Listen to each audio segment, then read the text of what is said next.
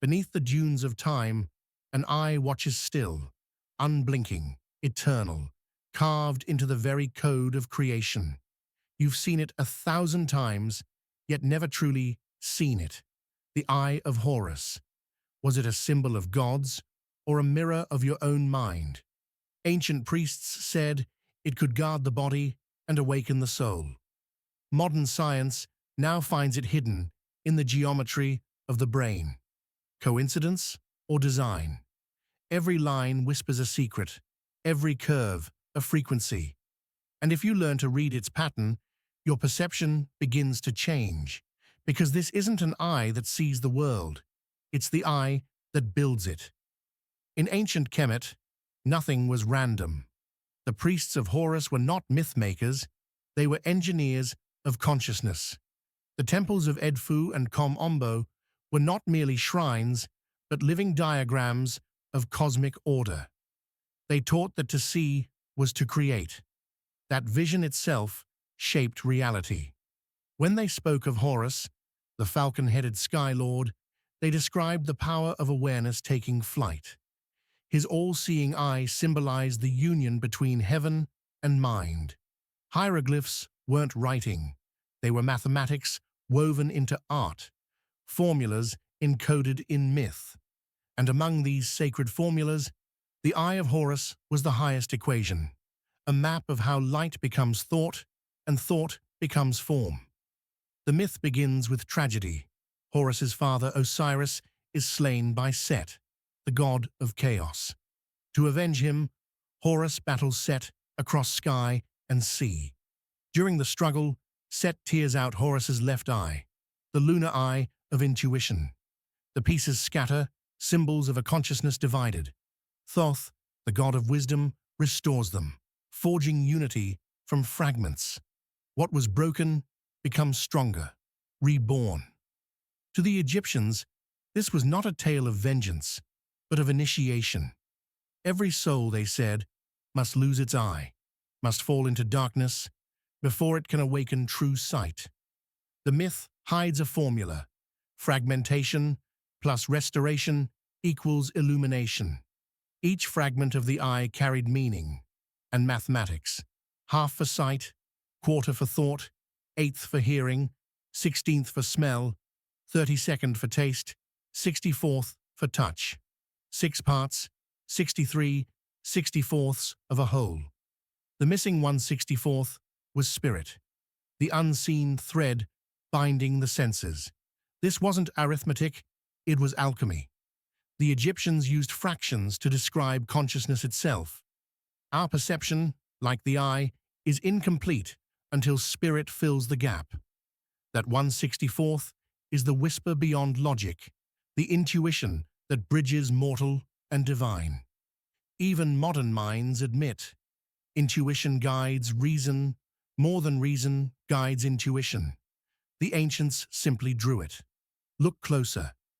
The Eye of Horus is not flat decoration, it's biological architecture. Modern anatomy reveals that its curves align with the thalamus, corpus callosum, and pineal gland, regions tied to awareness and dreaming. How did sculptors without scalpels know? They looked inward. Meditation was their microscope, trance their telescope. When Horus opened his restored eye, it wasn't on his face, it was within his mind. The priests taught that seeing inwardly was the same as ruling outwardly. As above, so below, they said, a cosmic feedback loop where perception shapes creation, and creation refines perception. The eye's two halves reflect the dual architecture of the brain, right and left, sun and moon, Ra and Horus. The right eye perceives daylight, logic, masculine clarity. The left eye, intuitive darkness, feminine wisdom. When both merge, awareness transcends polarity. That fusion is illumination, the marriage of solar and lunar vision within the self. Every conflict you face mirrors that inner battle, order versus chaos, reason versus emotion. The Eye of Horus reminds us that harmony isn't the absence of tension, but the rhythm of opposites dancing. The ancients called this ma'at, cosmic balance, and they believed only the balanced could truly see. When the eye is whole, it doesn't merely witness, it creates. Your perception determines the world you inhabit. Modern physics whispers the same truth. The observer shapes reality. The priests of Horus knew this millennia ago. They encoded it in stone, awaiting an age when humans would rediscover inner vision through science. That time is now. The Eye of Horus is not superstition. It is neuro-spiritual engineering, a reminder that awareness is the instrument of creation. To open the eye is to shift from passive observation to conscious participation in the universe. Today, the eye glows from phone cases, music videos, streetwear, corporate emblems. Yet behind this cultural veneer hums the same ancient signal. Remember. When you see it, your subconscious recognizes the pattern, the geometry of perception itself. Symbols persist because they operate beneath language. The Eye of Horus doesn't ask for belief, it triggers memory. Perhaps that's why it resurfaces every few decades, when humanity forgets to see inwardly. Each resurgence is a call to reawaken the inner scientist, the mystic engineer within. The eye isn't watching you. It's waiting for you to watch yourself. To work with the eye is to practice restoration. Begin with stillness. Focus on the symbol. Breathe through its lines. As you exhale, imagine each fraction of yourself returning. Your lost focus, forgotten joy, buried intuition. Let the six senses reunite beneath your awareness. That final missing fraction, spirit, enters not through effort, but surrender. This is meditation, not worship. The eye is a mirror. When you gaze long enough, it reflects the seer. The ancients called this opening the eye of spirit. Modern minds might call it mindfulness. Names differ, essence remains. And now, ask yourself, what do you see when you close your eyes? Darkness or light waiting to emerge? The Eye of Horus is not history. It is a living equation, solving itself through you. The ancients said that when the eye fully opens, illusion collapses and truth stands bare. That is the moment of awakening, terrifying, liberating, divine. But remember, once the inner eye sees, it cannot unsee. So pause before you go further, because beyond this first chapter lies the initiation itself, the descent into vision without end. Are you ready to see through the eye that sees everything? Before the eye could see, it had to be broken. Every myth begins in darkness, every vision in blindness. The story of Horus's shattered eye is not a tragedy. It's the blueprint of awakening. Light is born only through division. When Set, the god of chaos, struck Horus and tore away his eye, it was not malice, but initiation. Through loss, Horus learned perception beyond form. The Egyptians knew wholeness isn't perfection, it's the harmony of opposites. Each fragment of the eye fell into the world like sparks of consciousness. Every human soul carries one of those sparks, waiting to be remembered.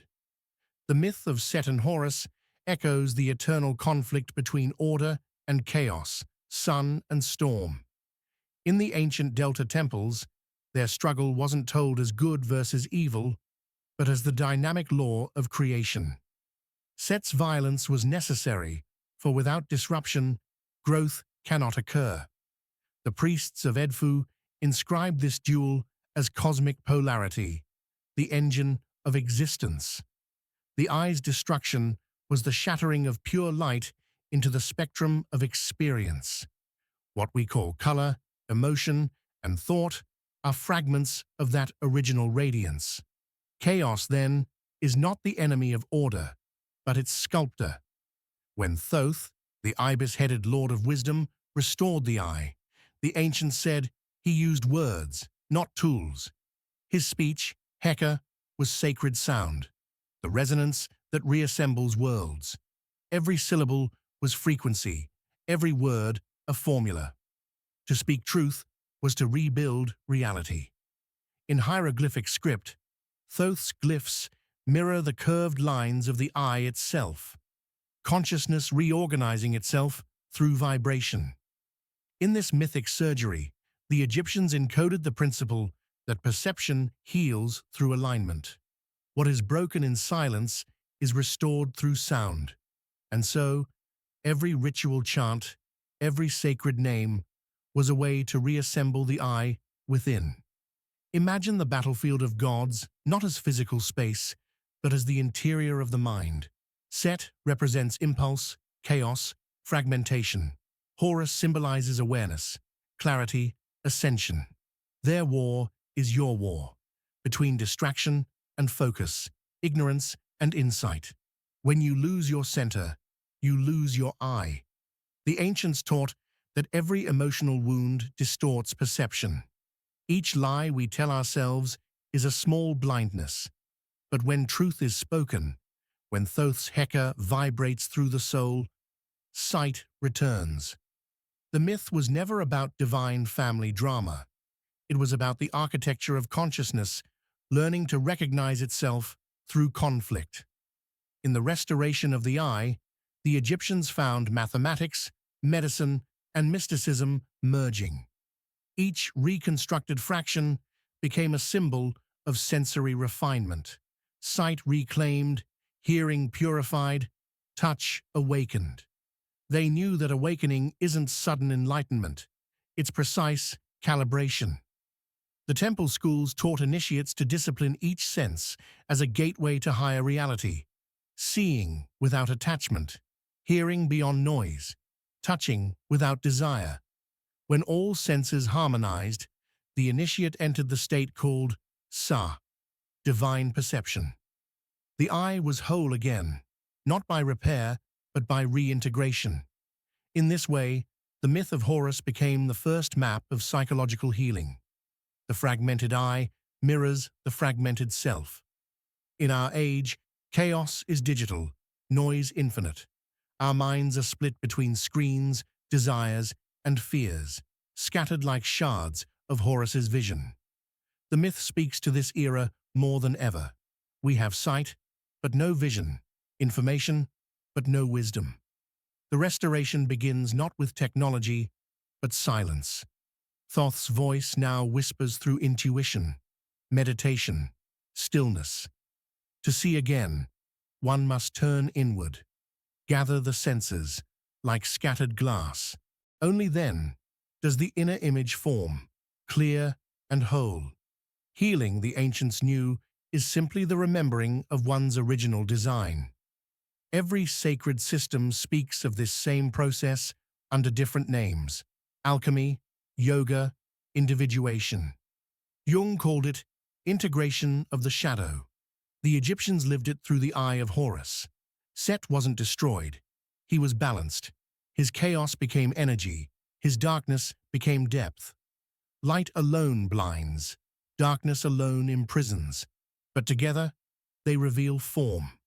That was the wisdom of Horus, to see through both eyes, one solar, one lunar, until vision became understanding. This union, they believed, birthed divine kingship. And in you, it births sovereignty of consciousness, mastery not over others, but over perception itself. In modern neuroscience, the brain's hemispheres mirror this dual vision. The left hemisphere analyzes, the right intuits. When they synchronize, creativity awakens.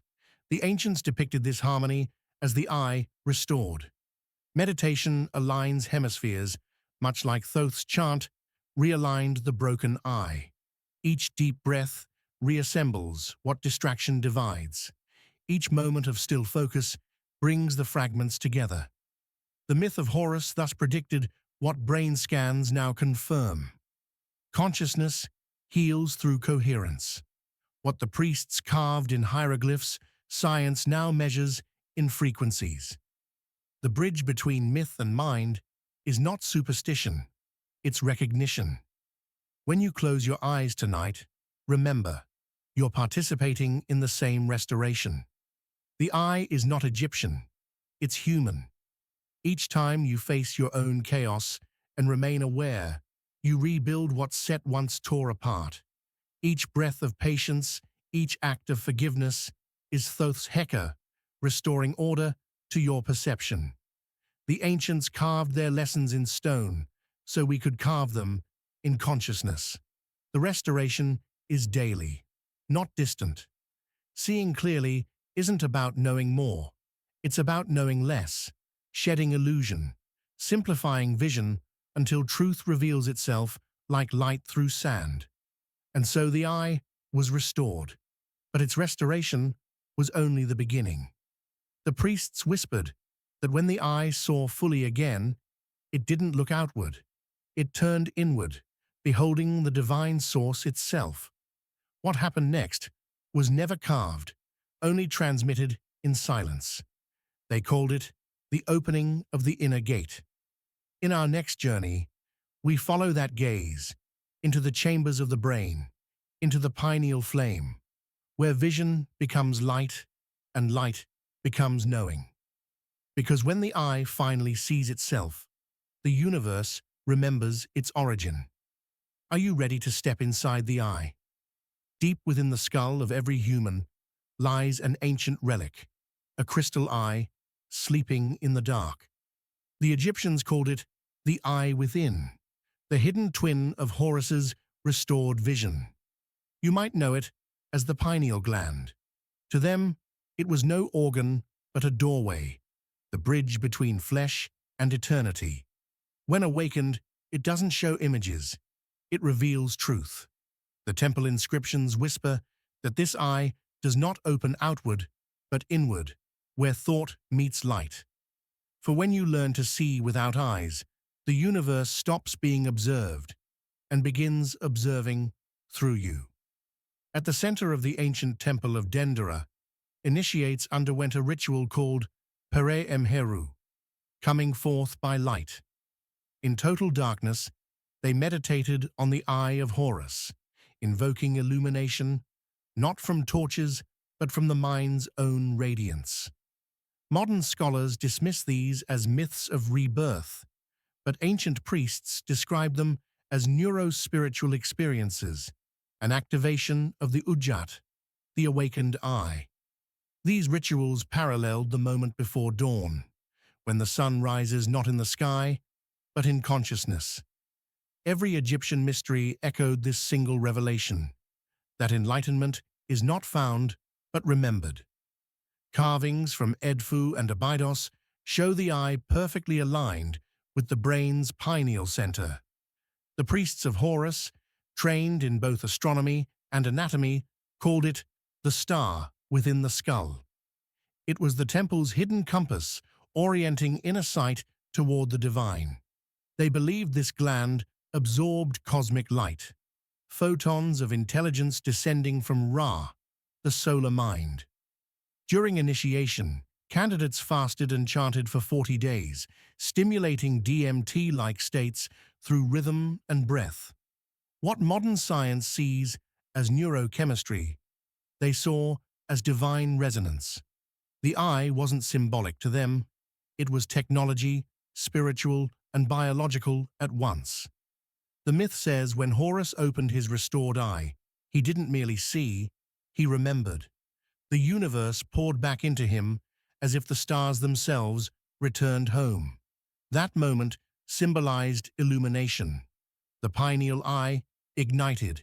His tears created humanity, consciousness born from empathy. The act of seeing birthed life. In the esoteric schools, this meant that divine perception is creative. What you behold, you become. They taught initiates, to gaze is to give life. This wasn't metaphor. To the Egyptians, the eye was a projector, not a receiver. Awareness itself radiated creation. Vision was not passive, it was generative. That teaching survives in fragments. in Hermetic writings, in the Emerald Tablet, in the saying, "As within, so without." The pineal eye was the central sun of the human cosmos. When balanced, it allowed the initiate to perceive the subtle architecture of existence, sacred geometry unfolding in real time. They said those who saw through it could hear color, taste sound, feel the pulse of planets. This wasn't fantasy, it was a map of expanded perception. The eye was a frequency tuner between worlds, body, mind, and spirit aligned into one harmonic field. The gods didn't grant vision, humans evolved into it. Modern neuroscience confirms fragments of this ancient knowledge. The pineal gland regulates circadian rhythms, melatonin, and sensitivity to light. Yet its structure mirrors the eyes, a lens, retina-like cells, even photoreceptors. Coincidence or design echoing divine blueprint? Perhaps consciousness itself chose to hide its own eye deep within the brain, to remind us that true sight emerges from darkness. Meditation and breath activate its chemistry. Silence amplifies its signal. The ancients built temples that mimicked the skull, with the sanctuary where the pineal rests, the Holy of Holies. As above, so below. The architecture of the cosmos repeated within anatomy. Every culture found its way back to this inner eye. The Hindus called it Ajna, the third eye chakra. The Greeks spoke of the noetic sun. Even Descartes, centuries later, called it the seat of the soul. Egypt simply mapped it first. What science measures, mysticism intuited. When the pineal awakens, perception unifies, self and world dissolve.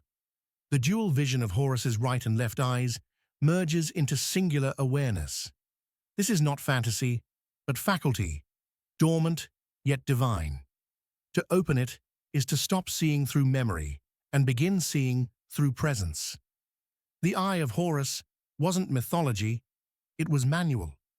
You don't need temples or rituals to open it, only awareness.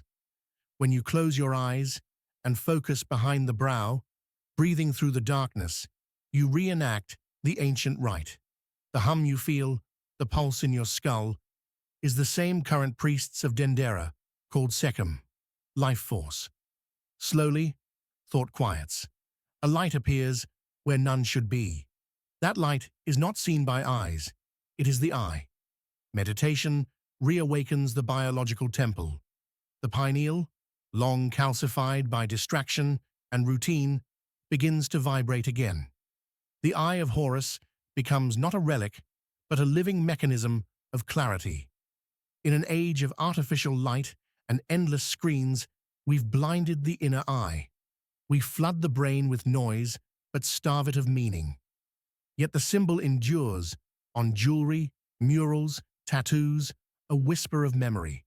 Every glance at it reminds the subconscious. Look within. Those who practice stillness begin to feel subtle shifts, sharper intuition, vivid dreams, emotional equilibrium. Ancient knowledge returns through experience. The eye does not belong to Egypt anymore. It belongs to consciousness itself. The myth was never about gods, but about you, the divine observer, learning to awaken within the dream. When the eye opens, the world doesn't change, you do.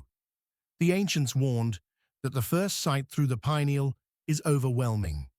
All illusions collapse, dualities dissolve. Some called it enlightenment, others called it madness. The priests called it becoming Ra, merging with the solar mind. In the next chapter, we follow that fire, the journey of light itself, from the Eye of Horus to the sun of the soul. For when perception becomes illumination, the seer and the seen become one. The question is no longer what is real, but who is watching? Are you ready to open the sun within? Before light rises, something coils in the dark. The Egyptians called it Jed Ankh, the living spine, home of the sacred serpent. Every initiate knew, before the Eye of Horus can open, the serpent must ascend. Energy and awareness are twins. One cannot rise without the other. Across temple walls, a serpent climbs the sun disk, wisdom returning to its source.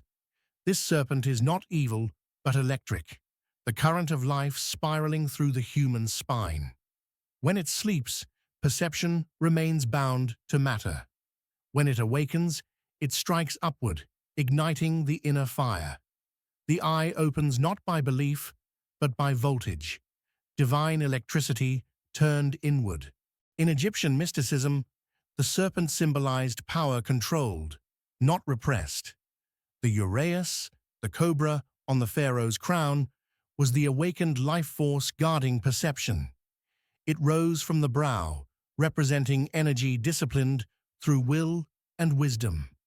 Temples of Karnak and Edfu taught breathing techniques resembling what later yogis would call Kundalini prana. The goal was balance, the serpent ascending through the body's pillars, uniting heaven and earth within the spine. When the current reached the pineal center, the Eye of Horus illuminated fully. What India described as chakras, Egypt envisioned as columns of light. 7 gateways etched in flesh and consciousness alike. Serpent imagery wound through every mystery school. In Hermopolis, it represented wisdom. In Thebes, immortality. In Giza, cosmic rhythm.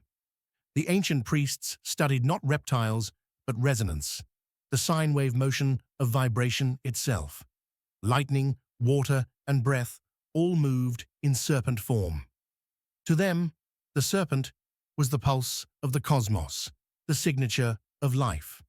When a pharaoh wore the uraeus, it meant his mind and life force had harmonized with this cosmic pulse. The serpent's tongue of flame symbolized speech imbued with truth. Heka, creative word. To speak falsely was to strike against one's own current. To speak truth was to ride the serpent upward. In the myth, when Horus lost his eye, the serpent Mehen coiled around his body, shielding him from Set's chaos. This wasn't protection, but preparation. The serpent guarded the fire within until the eye could be restored. It whispered, "Power without vision consumes. Vision without power fades." Only when balance was achieved could light return. The priests reenacted this drama in sacred chambers, fasting, chanting, enduring heat and darkness until the serpent of breath awakened. As it rose through the Jed pillar, they felt lightning at the crown, a flash like 1,000 suns. The eye opened inward. The serpent became the path itself. Later traditions preserved this secret through metaphor. Moses' bronze serpent, the Greek Ouroboros, and the Hindu Kundalini all trace back to the same current. The serpent eating its tail is time consuming itself, eternity turning awareness inward. The Egyptians understood that energy follows attention. To awaken the serpent, focus must descend into the body, not escape it. The Eye of Horus was therefore never disembodied. It was incarnated spirit. True enlightenment wasn't escape from matter, but illumination within it. As above, so below. As within, so the serpent ascends. The body was the first temple, the spine its staff of Ra, coiled in living fire. The serpent frightens because it mirrors transformation, shedding skin, dissolving identity, renewing form.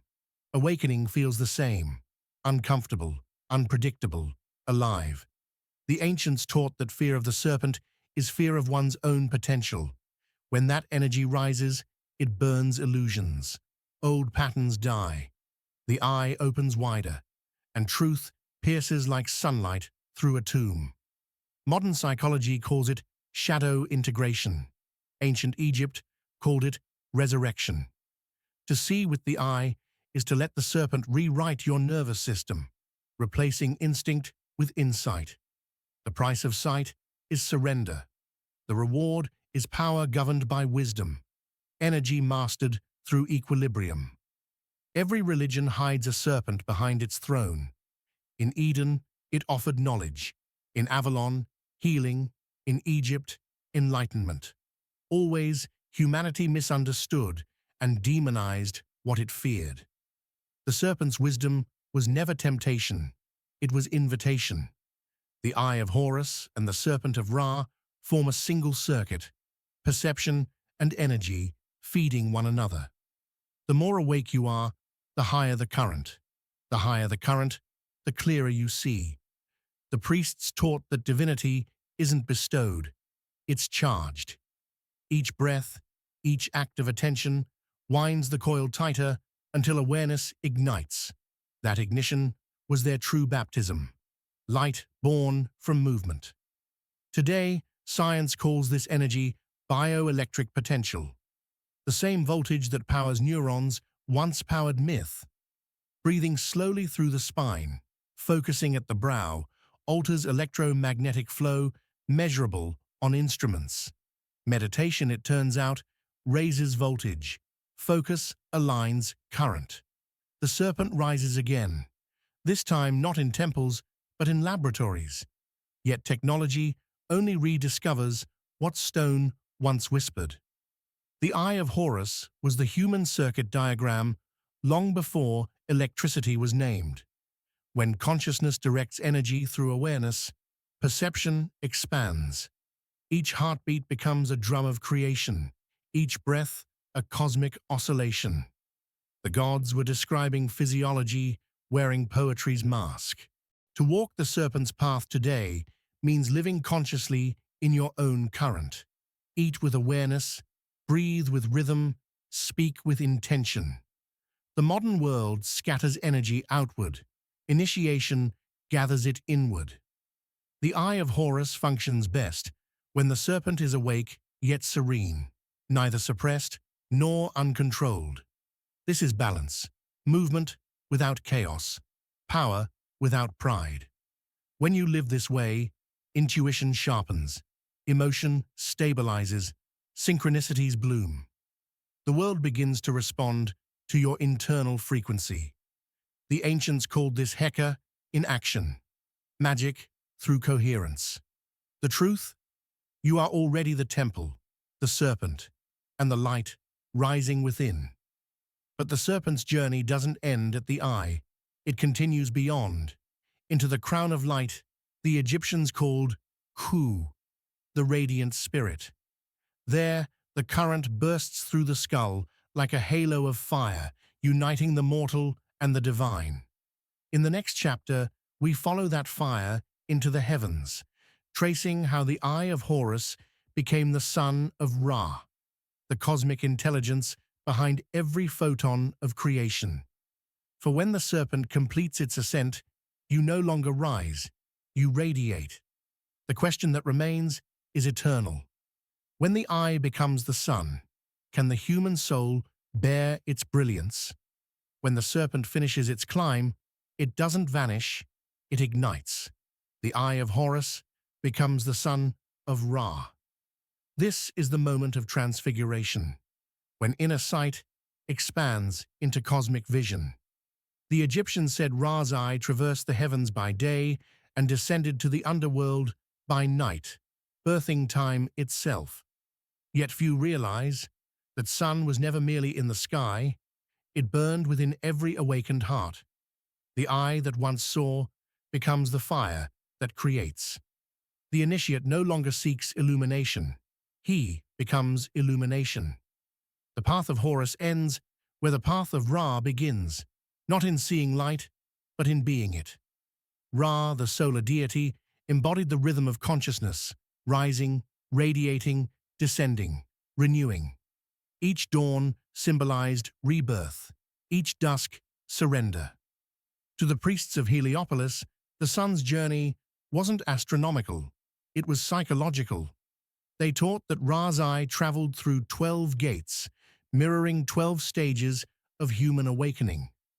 At every gate, illusions burned away like morning mist. When Horus ascended to the solar throne, he inherited not power, but responsibility. To shine without consuming, to illuminate without blinding. The Eye of Horus thus became Ra's instrument of awareness, a lens through which divine intelligence observed creation unfolding in perpetual renewal. Inside the solar temples, light itself was sacred matter.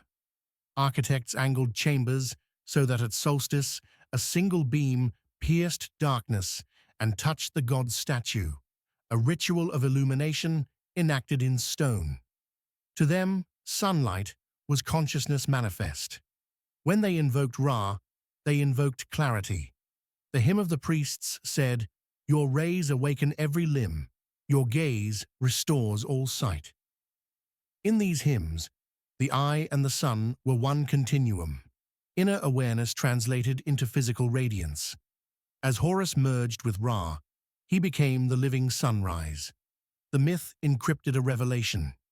Enlightenment is geometry applied to light, order sculpting radiance.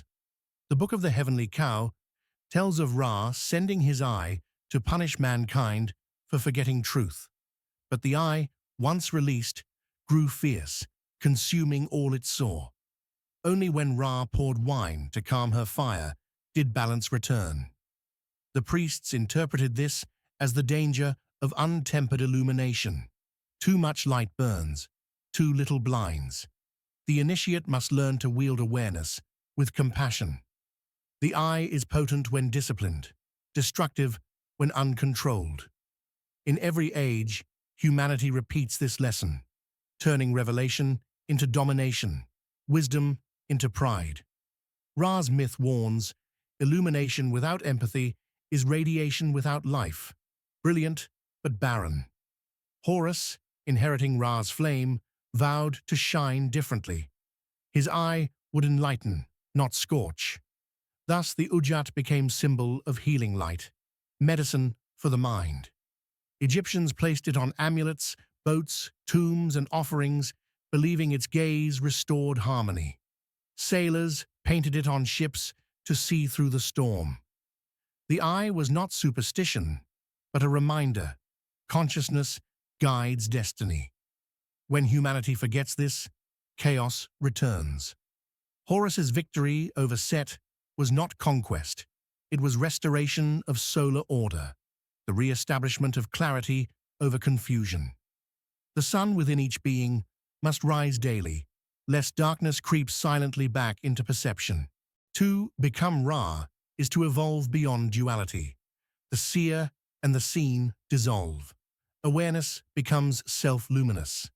The Egyptians described this as Aten Re-Ak, the light made living. In that state, thought and creation synchronize instantly. Modern mystics call it coherence. Physicists glimpse it in quantum entanglement. At the highest level, consciousness doesn't observe reality. It emanates it.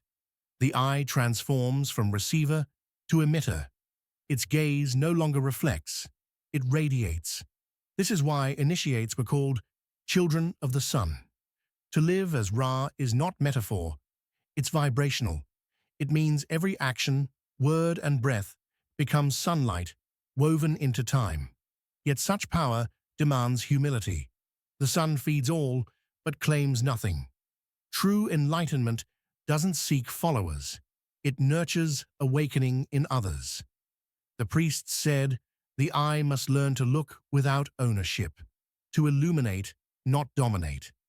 This ethic birthed the principle of Ma'at, truth, balance, reciprocity. Even the gods bowed to it. The solar initiate served creation, not self. When one truly becomes Ra, the boundaries of I melt. Compassion replaces hierarchy. The eye shines through every being equally. You begin to see that every glance exchanged, every act of kindness, is sunlight, recognizing sunlight. The universe, through you, remembers itself. In our age, the sun's symbolism survives in psychology and physics alike. Carl Jung equated the self with a solar archetype, the center of psychic wholeness. Science defines the sun as a fusion reactor, turning darkness into light. Both echo the same principle: transformation through heat and pressure. The Eye of Horus mapped that inner fusion millennia ago. When attention compresses inward, awareness ignites outward. Meditation, creativity, empathy, all are solar functions of consciousness. Each time you act from clarity, rather than reaction, you perform a micro-sunrise. Light isn't given, it's generated. The Son of Ra lives in the voltage of intention. To live as a sun is to emit more energy than you consume, emotionally, mentally, spiritually. It's to turn observation into illumination. The Eye of Horus becomes a discipline. See clearly, act kindly, burn steadily. In a world obsessed with shadows, be the source, not the echo. The ancients would say, the eye that sees through darkness becomes the light that guides it. Every breath is fuel, every thought a photon. When you align purpose with compassion, the solar current flows effortlessly. Then, miracles appear ordinary, not because the world changes, but because you finally perceive it in its original brightness. But beyond the sun lies the unseeable, the black light, the primordial field from which even Ra arose. The priests called it Amun, the hidden one, the darkness that births illumination. To reach it, the initiate must transcend light itself. In the next chapter, we enter that void, the eye beyond vision, the night that teaches the sun to shine. For creation begins not in brilliance, but in silence. When the eye closes once more, not in blindness, but in knowing, what remains is the pure awareness before color, sound, or form. The question whispers, can you see the unseen light that sees you? Before the universe blazed, it breathed. In that breath, silent, black, infinite, lurked Amun, the hidden one. To the Egyptians, darkness was never evil. It was the womb of illumination. Every sunrise was born from Amun's unseen depths. Even Ra, Lord of Light, bowed to this mystery, whispering, I am visible because he is not. The Eye of Horus, after shining as the sun, must return to this sacred night. The initiate who truly sees must also learn to unsee, to face the void without fear. For within that darkness lies the seed of every star, every thought, every god yet unborn. The eye must close to see beyond light. In Thebes, Amun's priests worshipped not form, but silence. His temple at Karnak had no idol in its innermost room, only a void bathed in perfume and shadow. They called it Pa-Amun-Ta, the hidden land. Here, the Eye of Horus was veiled, its rays turned inward. Pilgrims entered blindfolded, guided by sound and heartbeat. The absence of light was the final initiation. Those who endured emerged transformed, speaking softly, eyes glowing with unearthly calm. The priests taught that the void is not emptiness, but potential in its purest state. Amun was called the shadow that illuminates. To look upon him was to confront the origin of awareness itself, the silence from which sound first remembered its own name. Over centuries, Amun merged with Ra to form Amun-Ra, darkness and light intertwined. This union was more than theology. It was a philosophy of wholeness. The hidden and the revealed are not opposites, but partners in creation. Every day the sun dies into Amun's night and is reborn from it. The priests encoded this cosmic cycle in rituals of breath. Inhale the dark, exhale the light. In this simple act, life mirrors cosmos. When the eye descends into Amun's silence, its radiance does not fade, it refines. Like a seed beneath soil, it prepares for a greater dawn. Thus the dark was not to be feared, but entered reverently, as a return to source. One ancient text speaks of Ra growing weary of shining. He retreated into Amun's body, becoming invisible. The world panicked, believing creation ended. But Thoth told them, Ra has not gone. He rests in the Hidden One. Then Ra dreamed, and in that dream, the gods were born anew. The priests taught that when the eye withdraws from the world, it does so to reshape it from within. This is the mystery of regeneration. Every cycle of sleep, every moment of death, mirrors Ra's return to Amun. Darkness is not the enemy of light. It is light's mirror, its cradle, its resting heart. The void is the god that dreams the gods.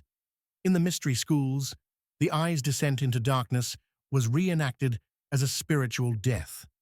Initiates lay in stone sarcophagi, hearing chants fade into silence.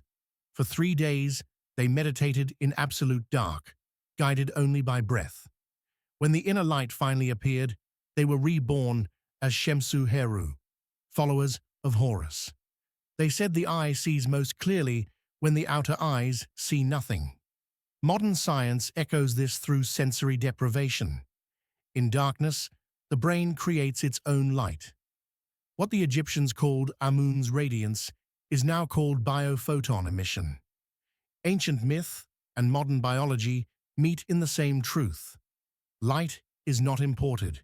It is generated within awareness. Darkness is misunderstood because it cannot be owned. You can capture light, measure it, bend it, but darkness remains untouched. It is the limit of control, the boundary where ego dissolves. The Eye of Horus returning to Amun symbolizes the soul releasing its illusion of separation. To accept darkness is to accept unknowing, and in unknowing awakens wisdom. The priests called this the night of the heart. Every spiritual path requires it. The moment when illumination fades, so truth can ripen in silence. The void is not a prison, but a mirror too vast to see yourself in, until you become the mirror. From the void emerges compassion. In darkness, all distinctions vanish. Rich and poor, saint and sinner, light and shadow. Here, the eye learns equanimity. Amun's breath equalizes all forms into oneness. The initiates describe this state as seeing without center. Modern mystics call it non-duality. When awareness rests in darkness, judgment ceases, and the heart beats in perfect measure with the cosmos. The Egyptians knew that love is not emotion. It is gravity of the soul, drawing all things back to their source. The hidden light is love without form, presence without name. In it, even Ra's flame bows to the stillness that birthed it. For the modern mind, Amun teaches the art of inward retreat. When screens blind us with constant light, we forget the wisdom of dark. Close your eyes for 10 minutes each day, and you recreate the temple of Karnak within your skull. Breathe as the ancients did, slow, measured, circular. Inhale the unknown, exhale the known. Soon, behind the lids, a soft glow appears. That is Amun's radiance returning. Your nervous system rests, your thoughts reorder, your intuition awakens. Darkness is the reset of creation, the 0 point where clarity is born anew. Every night is a miniature cosmic death, and every dawn a resurrection from Amun's eternal dream. Scientists now speak of dark energy, an invisible force comprising most of the universe. They cannot see it, yet it moves galaxies. The priests of Amun would smile. Modern physics has rediscovered the hidden one. What they called divine mystery, we call cosmic field. Even our brains operate on this principle. Rest and silence restore more than effort and noise. Meditation activates default mode networks that mirror the cosmic void, structured emptiness. Through this, we touch Amun, without ritual. When you pause between thoughts, the universe breathes through you. Darkness is not absence, but participation in the greater whole. The hidden light is the current beneath all currents. As the eye rests in Amun's shadow, it learns its final lesson, to see without seeing. In that perfect dark, light and observer merge into one silent breath. The priests said this was the moment before creation, the point where potential awaits intention. From this stillness emerges the word, the vibration that will build the next universe. In the next chapter, we follow that first sound, the voice of Thoth, the speech of consciousness itself. For once the eye has learned to rest in darkness, it is ready to speak light into form.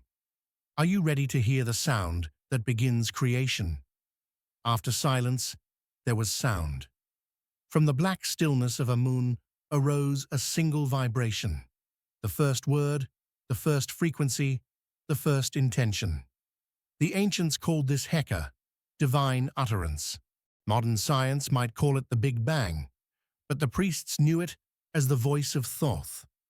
The Eye of Horus, now immersed in darkness, hears this sound before it sees it. Creation, they said, is spoken into being, not imagined, not built, but uttered. Every sound you make echoes that original command. You are, quite literally, language made flesh. And when consciousness speaks truth, reality rearranges itself to listen. Thoth, the ibis-headed lord of wisdom, was more than a god. He was the mind of creation itself. To the Egyptians, he was both scribe and magician, the one who measured the heavens and recorded the dreams of Ra. They called him Lord of Divine Words because he understood that speech and structure are inseparable. Language was not invention, it was vibration organized into matter. In the temples of Hermopolis, initiates studied rhythm, tone, and mathematics together, knowing that numbers sang and sound calculated. The universe, Thoth taught, is music slowed into geometry. To speak was to sculpt frequency, to write, to crystallize time. In the Book of Thoth, now lost except for fragments, the god warns, "He who would read these words without purity will hear only noise." The priests guarded this knowledge not out of greed, but mercy. Untrained sound could distort the fabric of being. Thoth's students learned the science of sacred sound. Every letter was a frequency, every symbol a chord. When chanted in correct rhythm, these tones altered perception and matter alike. The Eye of Horus, when aligned to the pineal resonance, vibrated in harmony with these sounds, projecting energy outward. Thus, voice became bridge between thought and manifestation, the alchemy of vibration awakening form. In one myth, Thoth repairs the broken Eye of Horus using words alone. No tools, no magic wands, only Heka. He speaks, and the pieces reassemble. This isn't fantasy, it's metaphor for consciousness healing itself through articulation. The moment you name your wound, you begin to integrate it. To the ancients, confession was a vibrational realignment. They believed the right words could summon health, harmony, even immortality. The pyramid texts say, "What is spoken by the heart and carried by the tongue becomes truth." The voice wasn't an expression, it was creation's engine. Sound built the body, silence built the soul. Thoth's voice birthed the calendar, mathematics, and the hieroglyphs, the architecture of meaning. Yet his greatest creation was not invention, but reflection. He gave humanity the power to describe itself. Before Thoth, gods acted. After Thoth, they could think. The Eye of Horus represents awareness. The voice of Thoth, articulation. Together, they form consciousness, perception plus expression. To see is divine, but to speak what is seen completes the cycle. The Egyptians taught that every observer is also a storyteller. Without the story, light fades back into silence. Thoth ensured creation would remember itself through word. Every breath, a retelling of the first sound. Every word you speak vibrates through your nervous system like a spell. Modern physics agrees, vibration precedes structure. Sound waves can move sand into sacred patterns. Cymatics rediscovered what Egypt carved in limestone. When you say "I am," you direct the creative current of the cosmos. This is why Thoth's wisdom began with restraint, to speak less, but mean more. Ancient initiates practiced matu heka, truthful speech, to align words with universal law. Lies distort vibration. Truth restores it. The eye sees, the voice shapes. When both align, perception and creation merge. You don't describe the world, you declare it into coherence. To hear the voice of Thoth is not to listen with ears, but with silence. Every intuitive insight, every sudden knowing is that ancient frequency surfacing through you. When you quiet thought, you tune to the original tone of existence, the aum, the hu, the breath before speech. The ancients said, this tone hums in the pineal gland, faint but eternal. It's the resonance that keeps your cells organized, your mind aligned. The voice of the divine never stopped speaking. Humanity simply forgot how to hear. The more still you become, the clearer it grows, until it speaks your own name back to you.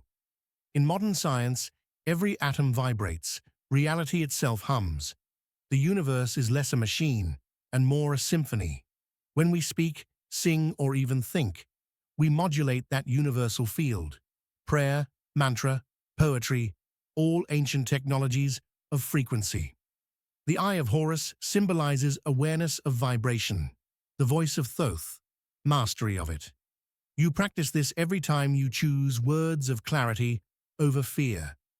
Gratitude raises frequency, anger lowers it. The Egyptians simply personified this physics as gods. The wisdom remains unchanged. Reality bends to resonance. When you speak with coherence, the cosmos listens, because you are part of its voice. Your words write your reality. Every sentence is a spell, spelling in its truest sense. When spoken with presence, speech orders chaos. This is why mindful communication was initiation-level magic. In relationships, leadership, and creativity, those who speak with alignment transmit energy that reorganizes others. Even tone and breath shape outcomes. Modern neuroscience now maps this. Calm voices regulate heart rates and brain waves between people. The ancients already lived this truth. Thoth's disciples healed with hymns, not hands. The eye perceives truth. The voice declares it into harmony. To speak consciously is to participate in the divine act of continual creation. When silence births sound and sound shapes reality, what comes next? The priests whispered, light listens. In the next chapter, we follow how the spoken word became the geometry of existence, how Thoth's vibration turned into the sacred architecture of the universe, the flower of life, the grid of creation. For once the voice has spoken, form begins to crystallize and consciousness solidifies into matter. The eye sees, the voice speaks. Now the word becomes flesh. Prepare to step into the patterns that hold galaxies together, where sound becomes light and thought becomes structure. The next initiation begins in geometry itself. Sound has spoken. Now form begins. When Thoth's voice rippled through the void, it left patterns, not random, but sacred. Circles overlapped, triangles unfolded, spirals emerged. These were not designs, but dimensions, the fingerprints of consciousness made visible. The Egyptians saw them carved into shells, sunflowers, galaxies, the human eye itself. They called it Sesh Nita, divine writing. What science names geometry, the ancients called the language of light. The Eye of Horus was more than symbol. It was blueprint. Its curves mirror the golden ratio, its pupil, the seed of creation. When consciousness sees itself, it draws circles. From those circles, reality blooms. The priests of Heliopolis taught that creation unfolded through geometry long before it became myth. They studied angles of pyramids, orbits of planets, rhythms of tides, each obeying the same hidden proportion. They called it Mat, cosmic order.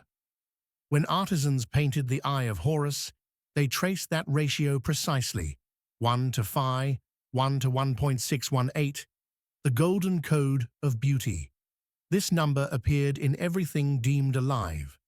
The same ratio shapes your DNA's spiral, the path of Venus across the sky, the petal count of a lotus. Geometry was proof that mind and matter shared one architect. To draw the eye was to remember how creation thinks. On temple walls of Abydos, the flower of life pattern appears, interlocking circles, forming a lattice of infinity. Later cultures carved it into Jerusalem, Delphi, and Tibet. Its origin? Egypt's memory of Thoth's voice solidified into light. Each circle is a vibration frozen in form, the geometric echo of sound.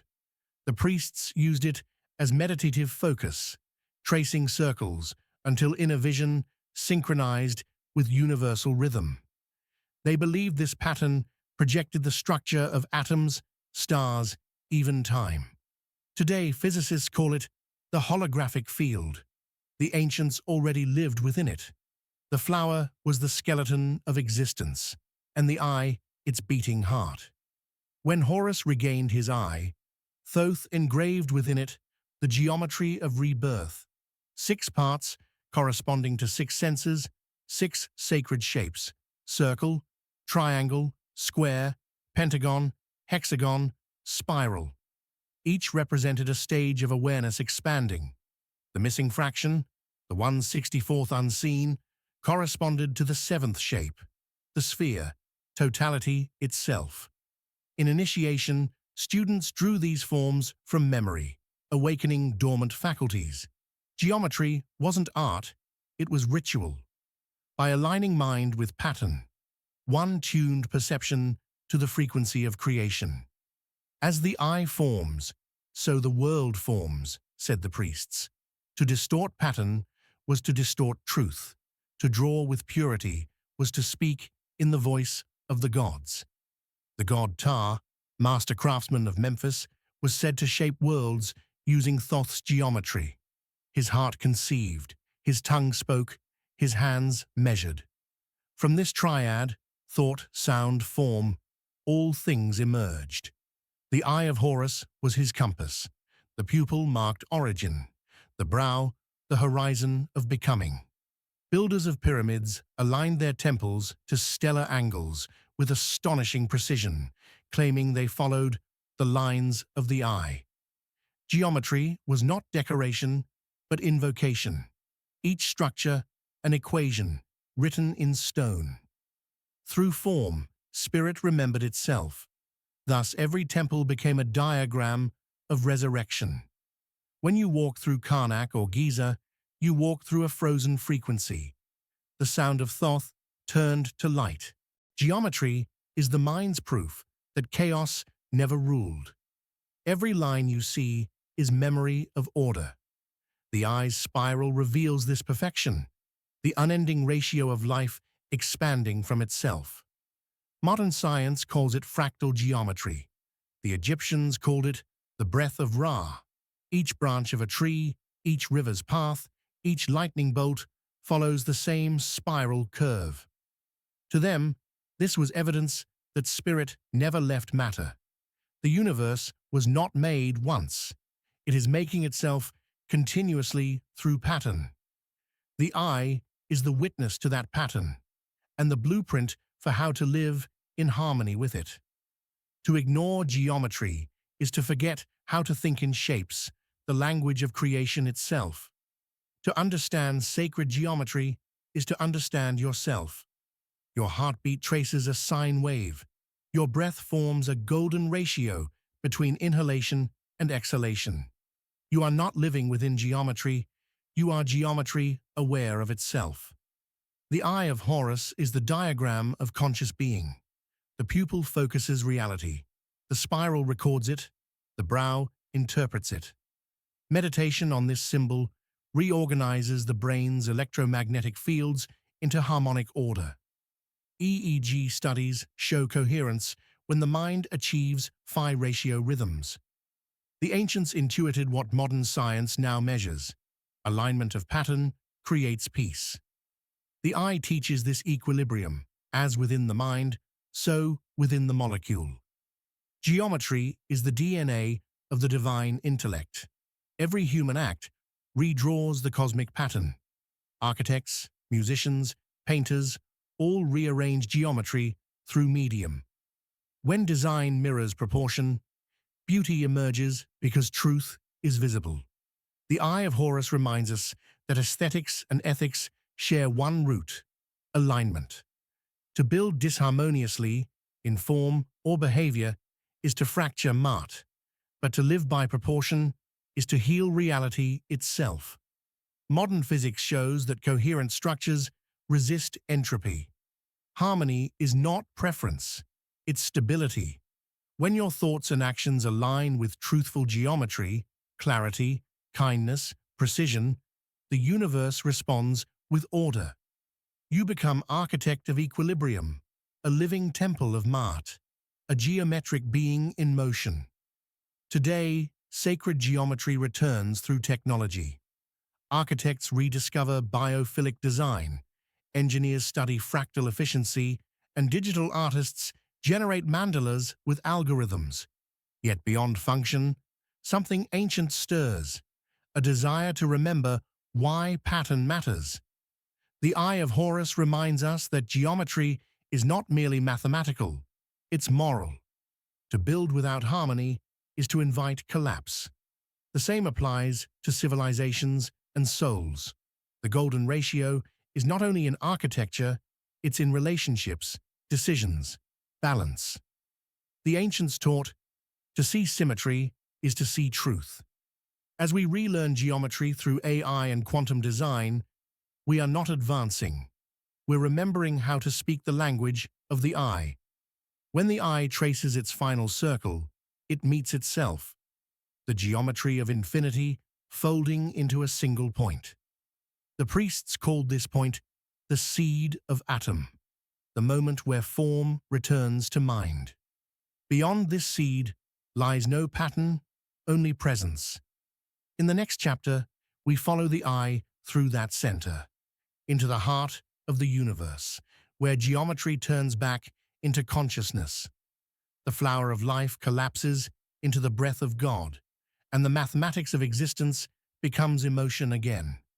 For when the eye recognizes its own pattern, it realizes the design was never outside. It was you all along. Can you see the shape of your own soul? At the center of every spiral, a still point waits, silent, unmoving, eternal.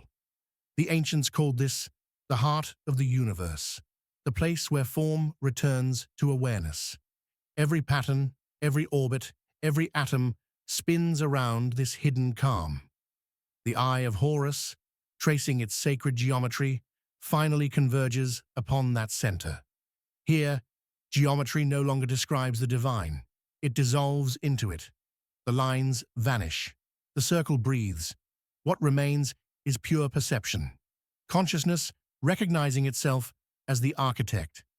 The priests taught, when the eye beholds its own origin, creation pauses to listen. This was enlightenment not as ascent, but arrival. The soul remembering it was the universe dreaming. In Heliopolitan theology, creation began when Atum, the first consciousness, arose from the primordial waters. He stood upon the mound of emergence, Benben, the first solid point in infinity. Yet Atum was both the creator and the created, the observer and the observed. The Eye of Horus mirrored this paradox. awareness reflecting upon itself through form. Temples aligned their sanctuaries to the sun's zenith, symbolizing the return to this original center. The geometry of pyramids, when mapped from above, spiraled inward toward a single, invisible core, the heart of Ra. The architects weren't honoring the gods, they were mapping the structure of mind itself, the stillness behind all motion. Across cultures, this same truth appeared. The Hindu Bindu, the Buddhist Dharmakaya, the Christian Logos, the Hermetic One Mind, all pointed to the same cosmic nucleus. The Egyptians simply expressed it through sight, the eye's pupil as the point through which the infinite sees itself. Thoth's geometry, the flower of life, collapses into this dot, the origin and destination of all dimensions. Mystics of Alexandria later called it the heart of light, the singularity of spirit.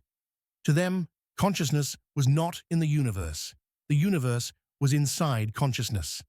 The Eye of Horus was humanity's map back home, from multiplicity to unity, from creation to creator.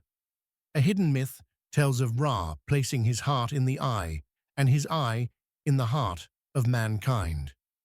"Thus shall they see as I see," he said. The heart was not metaphorical.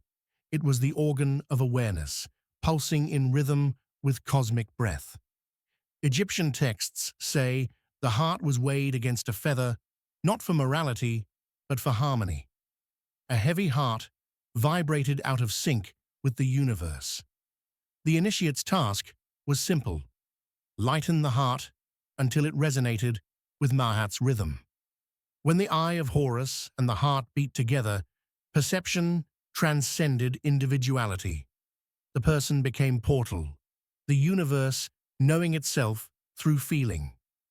The goddess Hathor embodied this principle. Her name meant House of Horus, the heart as vessel of sight.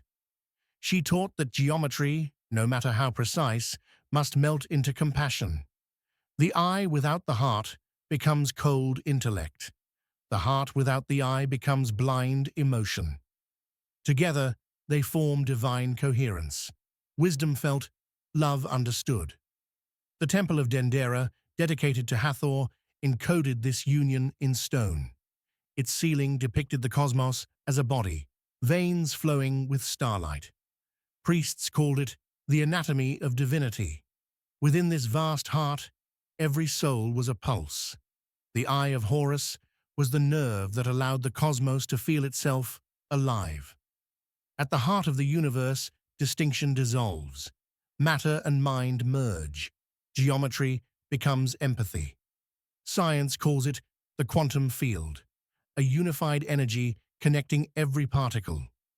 Ancient Egypt called it Ka, the life force flowing through all beings. Modern physics measures it as entanglement. The priests experienced it as communion. In meditation, when awareness sinks beneath thought, you touch that same fabric. The feeling of oneness is not poetic, it's structural. You are woven from the same geometry as galaxies, pulsing to the same heartbeat of Ra. The eye and the heart are one instrument. To feel fully is to perceive accurately. To love deeply is to know truly. The Eye of Horus represents external sight, but the heart is inner vision, intuition, resonance, empathy. When the two align, perception becomes creative. The ancients taught that each emotion radiates geometry into the subtle world. Anger fractures the pattern. Compassion harmonizes it. Today, studies show emotions affect electromagnetic fields measurable meters beyond the body. The priests would say, "You shape space with feeling." The heart's coherence creates order in the surrounding field, literally sculpting light. This was their true magic, not control, but communion. When you align thought, Thoth, sight, Horus, and love, Hathor, you become the geometry through which the universe arranges itself into harmony. Modern science echoes these mysteries. The HeartMath Institute shows that coherent heart rhythms synchronize with brain waves, producing clarity and intuition. When calm emotion meets focused thought, intelligence expands. Ancient Egypt taught the same law through ritual, art, and myth. The Eye of Horus was trained awareness. The heart purified energy. Together, they opened the Sahu, the luminous body.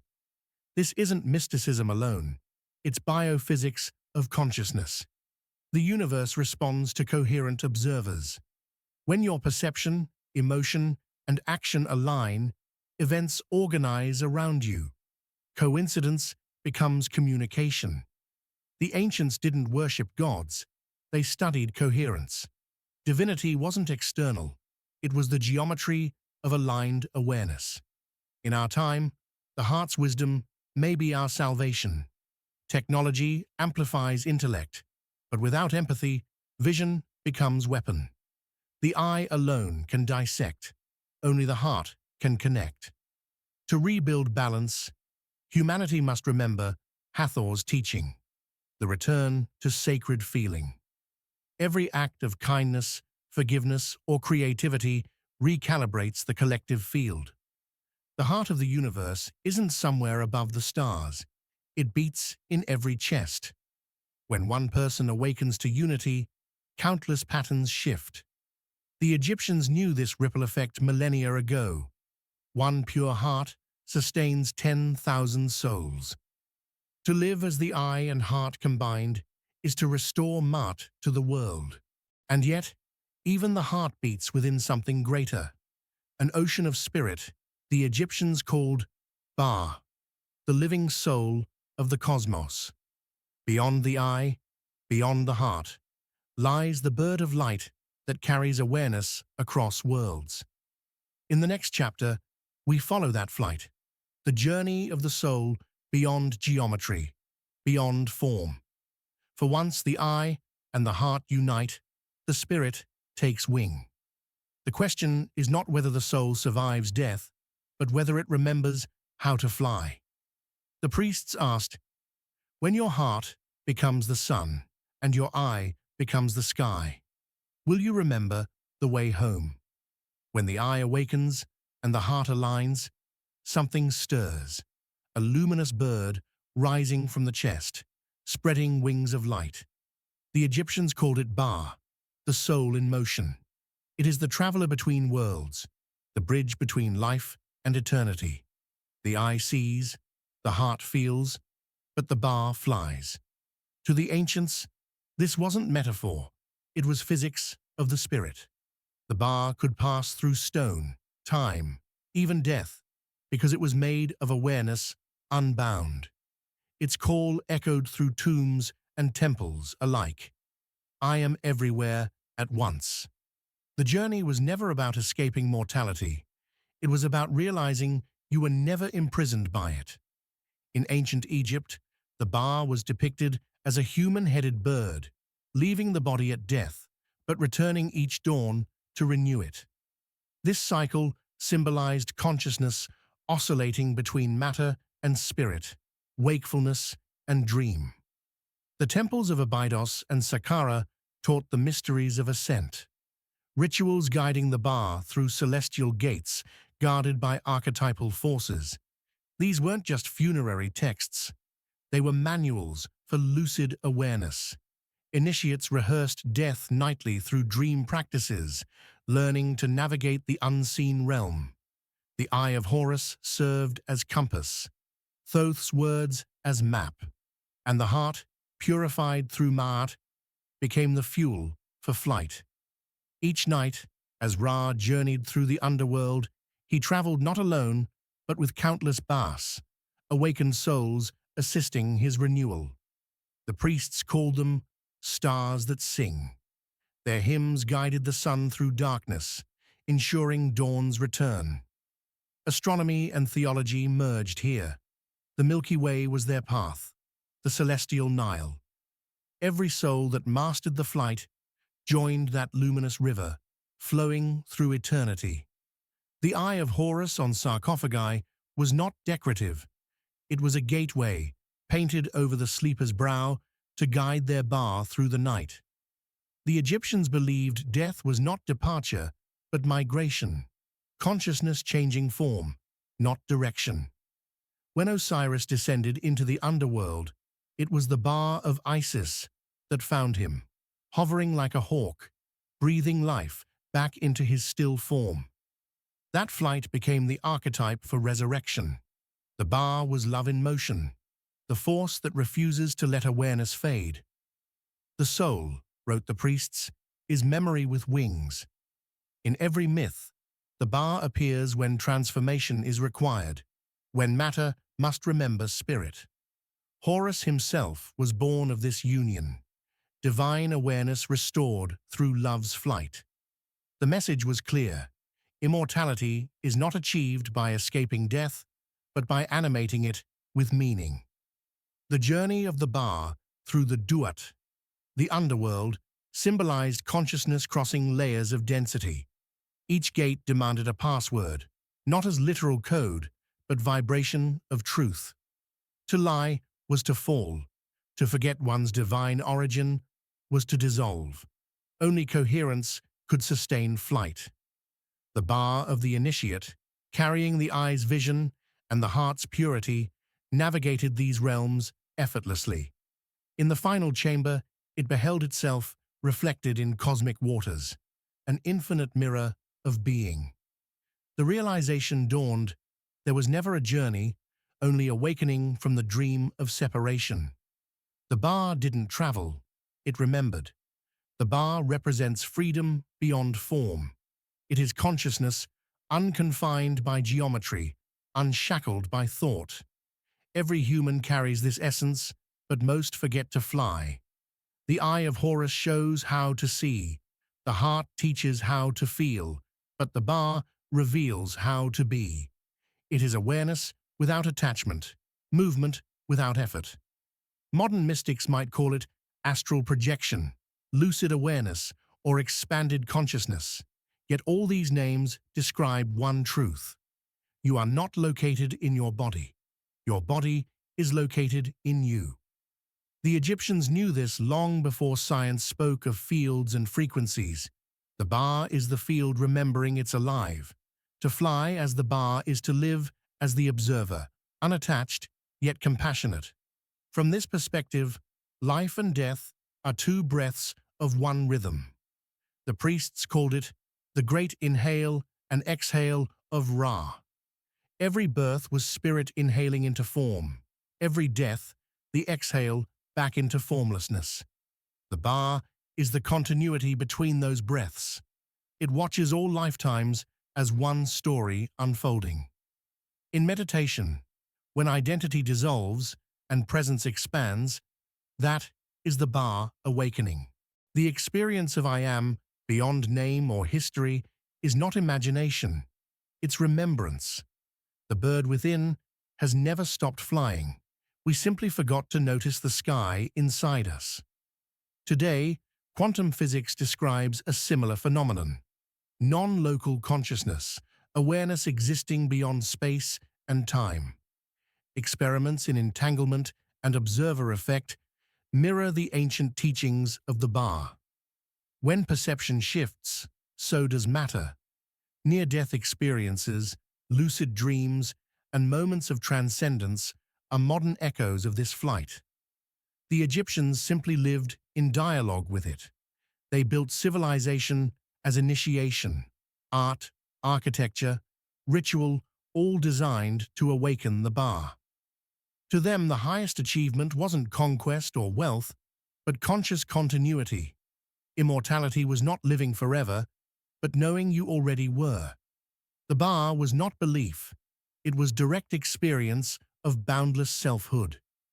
To embody the bar today means to live without boundaries, create fearlessly, love freely, release quickly. The soul's flight is hindered only by clinging to possessions, opinions, or pain. The bar is weightless because it owns nothing. When you act from that state, synchronicity becomes natural, purpose effortless. Ancient wisdom becomes practical truth. Trust your wings. Each moment you forgive, your field expands. Each time you express gratitude, your frequency lifts. The flight of the bar is not escape from Earth. It is living so lightly that even gravity must smile. You are not moving through time. Time is unfolding through you. And so, the Eye of Horus closes, not in darkness, but in completion. Geometry dissolves into light, light into love, love into infinite awareness. The bar, radiant and free, soars through the eternal sky, carrying the memory of every lifetime within a single breath. The priests of Egypt would whisper, "The eye has seen, the heart has felt, the soul has flown, and the circle is whole." The journey was never about gods or symbols, but about you, the eternal consciousness rediscovering itself through the art of existence. The question remains timeless. Now that you remember who you are, will you dare to fly beyond the eye?